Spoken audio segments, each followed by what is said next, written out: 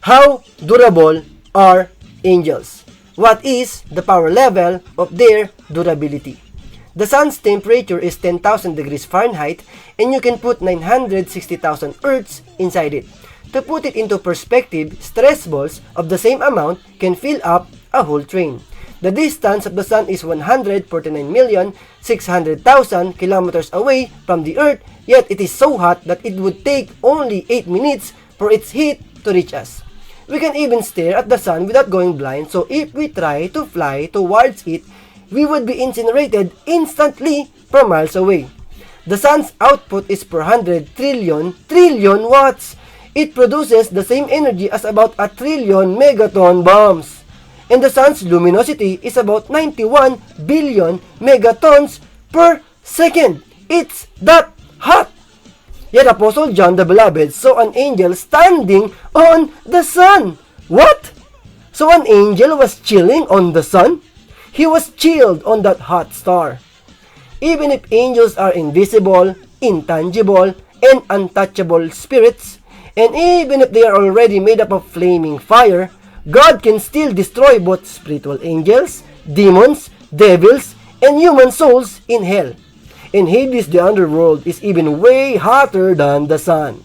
The devil himself, who is a fallen angel, a spiritual being, and the anointed covering cherub will be thrown and tortured in the lake of fire for all eternity. So physical fire can affect spiritual angels, especially when they manifest in human form. But some angels can stand on the sun with zero damage. No burns, no pain, nothing whatsoever. Just 10 billion Hiroshima bombs are already enough to blow our entire world into million bits. Yet 100 million, quadrillion nuclear bombs are still not enough to make angels even flinch an inch. This would make angels more durable than planets a million times over.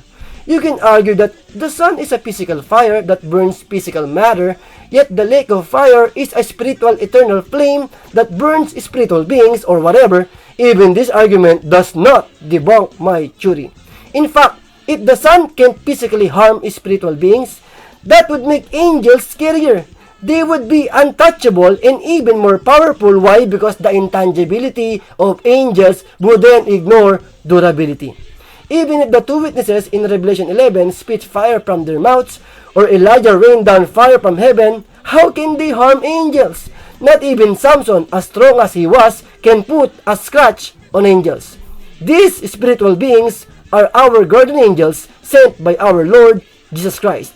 We truly don't have to be afraid because we are indeed safe in God's care.